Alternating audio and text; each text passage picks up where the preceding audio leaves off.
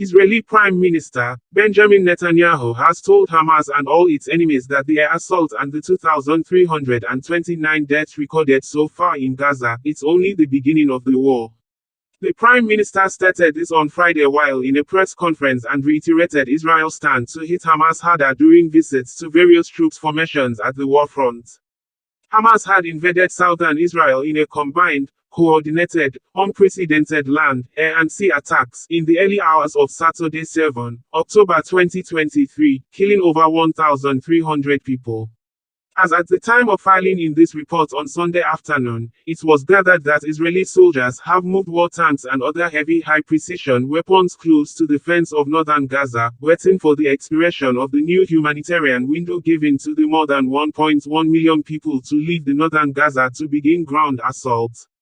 According to the information made available by the Prime Minister office, Benjamin Netanyahu, for the fifth time, spoke with U.S. President Joe Biden. The Prime Minister, Netanyahu, thanked President Biden for the deep and unconditional American support for the state of Israel and its right to defend itself. He also thanked him for the visits of U.S. Secretary of State Antony Blinken and U.S. Secretary of Defense Lloyd Austin. The two leaders discussed the situation, especially in the South but also in general.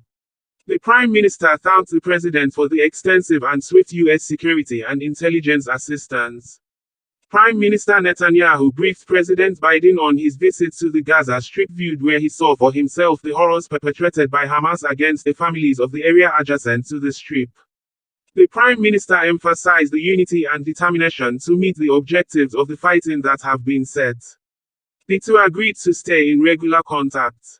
Also, the Prime Minister office reported that the Prime Minister, Benjamin Netanyahu, spoke with German Chancellor Olaf Scholz, French President Emmanuel Macron and Greek Prime Minister Kyriakos Mitsotakis.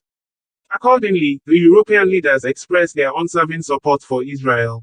Prime Minister Netanyahu thanked them for their stand. It was agreed to stay in regular contact. The Prime Minister office added to the statement with a supporting video and photographs showing Prime Minister Benjamin Netanyahu visited the Gaza envelope. He toured Kibbutz Be'eri and Kibbutz Kfar Aza, and saw ruins of houses where the horrific massacre occurred. The Prime Minister met with IDF fighters in the field, including Colonel Ami Bitting, commanding officer of the Paratroopers Brigade, the 35th Brigade, who recounted how he arrived in the first few hours of fighting together with hundreds of fighters who arrived from across the country from training, non-combat duties and exercises. Prime Minister Benjamin Netanyahu also held a security assessment at the Kaya in Tel Aviv together with Defense Minister Yoav Gallant, Strategic Affairs Minister Ron Dermer, Minister Benny Gantz, Minister Gadi Eisenkot, the IDF Chief of Staff, the Director of the ISA, the Director of the Mossad, the Director of the National Security Council, the Prime Minister's Chief of Staff, the Prime Minister's Military Secretary, the Head of the National Public Diplomacy Directorate, the Cabinet Secretary, the Head of IDF Intelligence, the Head of IDF Operations, the Head of the IDF Strategic Branch, the Coordinator of Government Activities in the Territories and the Head of Research in the IDF Intelligence Branch. Below is the excerpt of the Prime Minister's statement on Friday, October 13, 2023, from the Kaya in Tel Aviv as translated to English language by the Minister Office. Citizens of Israel, Shabbat Shalom. Shabbat Shalom to our forces deployed across the country who are celebrating the Sabbath in the field, far from home. Today, we all understand that we are fighting for our home. And we are all fighting tooth and nail, soldiers, police officers, citizens, security forces, health personnel and rescue teams, and Israel's citizens, with your extraordinary volunteering spirit that has touched the entire world. We are all mobilized, we are all united. Stories of the heroic acts of our people in these dark days of pain and grief of that cursed Saturday will be told for years to come. Stories that will become an integral part of the history of Israel.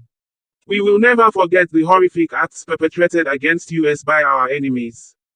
I spoke today with bereaved families and families whose loved ones are still unaccounted for. Their world has collapsed. I know, we will never forget the horrific acts perpetrated by our enemies, and we will never forgive. We will not allow the world or anyone to forget these horrors, the likes of which the Jewish people have not endured in decades. We are pounding our enemies with unprecedented force, and I stress, this is only the beginning. Our enemies have only just begun to pay the price. I will not detail our plans, but I tell you, this is only the beginning. In my phone calls with President Biden and other world leaders, and through many other efforts, we are securing vast international support for Israel. Earlier today, I met with the U.S. Secretary of State. We are ensuring that the war will continue through munitions and weapons that are en route to Israel. We will obliterate Hamas, we will triumph. It might take time, but we will end this war stronger than ever. May the Almighty cause the enemies who rise up against us to be struck down before them. Earlier in the preceding week, the Prime Minister, Benjamin Netanyahu, at the joint statement with U.S. Secretary of State Antony Blinken in Israel said, Mr. Secretary, my good friend Tony, thank you for your important visit here today. Thank you, President Biden, and thank you to the American people for your incredible support for Israel in our war against the barbarians of Hamas. I thank you in English. I want to thank you in Hebrew as well. I want to thank Secretary of State Blinken, President Biden, and the American people for their tremendous support in our war against the barbarians of Hamas. Mr. Secretary, you come here to a nation that is hurting, a nation of fighters, a nation of lions, a nation that is determined to defeat the forces of evil around us. Each and every hour we hear more stories of horror and stories of heroism. The stories of horror say everything about them, and the stories of heroism say everything about us. And our heroism will win. Mr. Secretary, your visit is another tangible example of America's unequivocal support for Israel. Hamas has shown itself to be an enemy of civilization, the massacring of young people in an outdoor music festival, the butchering of entire families, the murder of parents in front of their children and the murder of children in front of their parents, the burning of people alive, beheading, the kidnapping of a young boy, not only kidnapped, molested, hurt, attacked, and the sickening display of celebrating these horrors, the celebration and glorification of evil. President Biden was absolutely correct in calling this sheer evil. Hamas is ISIS, and just as ISIS was crushed, so too will Hamas be crushed. And Hamas should be treated exactly the way ISIS was treated. They should be spit out from the community of nations. No leader should meet them, no country should harbor them, and those that do should be sanctioned. Tony, my friend, I said to you, I said to all of us there will be many difficult days ahead. But I have no doubt that the forces of civilization will win, and the reason that's true is because we understand what is the first prerequisite of victory. It's what you just said in our meeting, moral clarity. This is a time, a particular time, a special time, that we must stand tall, proud, and united against evil. Tony, you are taking that stand. America is taking that stand. Thank you for being here today. Thank you, America, for standing with Israel today, tomorrow, and always. A particular time, a special time, that we must stand tall, proud, and united against evil.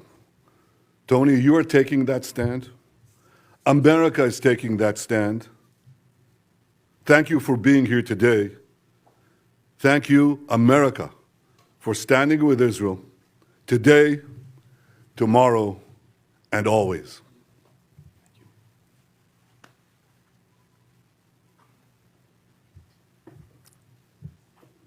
Mr. Prime Minister, I'm grateful to be back in Israel in this incredibly difficult moment for this nation, but in fact, for the entire world.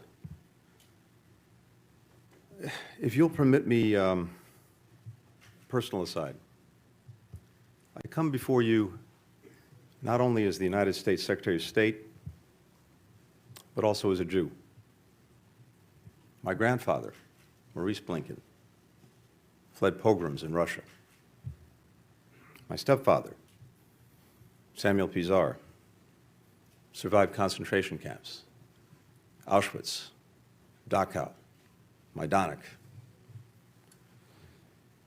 So, Prime Minister, I understand on a personal level the harrowing echoes that Hamas's massacres carry for Israeli Jews, indeed, for Jews everywhere. I also come before you as a husband and father of young children. It's impossible for me to look at the photos of families killed, such as the mother, father, and 3 small children murdered as they sheltered in their home in kibbutz near Oz, and not think of my own children. This was just one of Hamas's countless acts of terror. In a litany of brutality and inhumanity that, yes, brings to mind the worst of ISIS. Babies slaughtered, bodies desecrated, young people burned alive, women raped, parents executed in front of their children, children in front of their parents. How are we even to understand this, to digest this? And yet, at the same time that we've been shocked by the depravity of Hamas, we've also been inspired by the bravery of Israel's citizens. The grandfather who drove over an hour to a kibbutz under siege, armed only with a pistol, and rescued his kids and grandkids. The mother who died shielding her teenage son with her body, giving her life to save his, giving him life for a second time. The volunteer security teams on the kibbutzes who swiftly rallied to defend their friends and neighbors despite being heavily outnumbered. And we're lifted by the remarkable solidarity of the Israeli people, demonstrated in the long lines of people giving blood, in the hundreds of thousands of reservists who've mobilized, some rushing home from abroad, people around the country opening their homes to fellow citizens displaced from the south. The people of Israel have long and rightly prided themselves on their self-reliance, on their ability to defend themselves, even when the odds are stacked against them. The message that I bring to Israel is this: you may be strong enough on your own to defend yourself, but as long as America exists, you will never ever have to. We will always be there by your side. That's the message that President Biden delivered to the Prime Minister from the moment this crisis began. It's the message that I and my other colleagues in the government have delivered to our Israeli counterparts on a daily, even an hourly basis. It's the message that I bring with me to our discussions today, and it's what I'll affirm when I meet with the members of Israel's newly formed national emergency government. We welcome the government's creation and the unity and resolve that it reflects across Israel's society. We're delivering on our word, supplying ammunition, interceptors, to replenish Israel's Iron Dome, alongside other defense materiel. First shipments of U.S. military support have already arrived in Israel, and more is on the way. As Israel's defense needs evolve, we will work with Congress to make sure that they're met. And I can tell you, there is overwhelming bipartisan support in our Congress for Israel's security. Here in Israel and everywhere, we will reaffirm the crystal clear warning that President Biden issued yesterday to any adversary, state or non-state, thinking of taking advantage of the current crisis to attack Israel. Don't.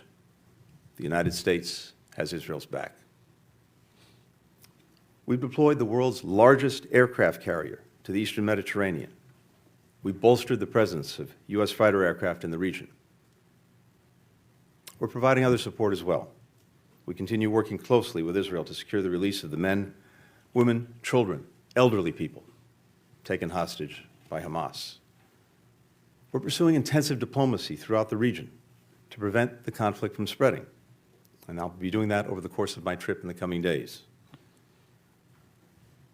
Too often in the past, leaders have equivocated in the face of terrorist attacks against Israel and its people.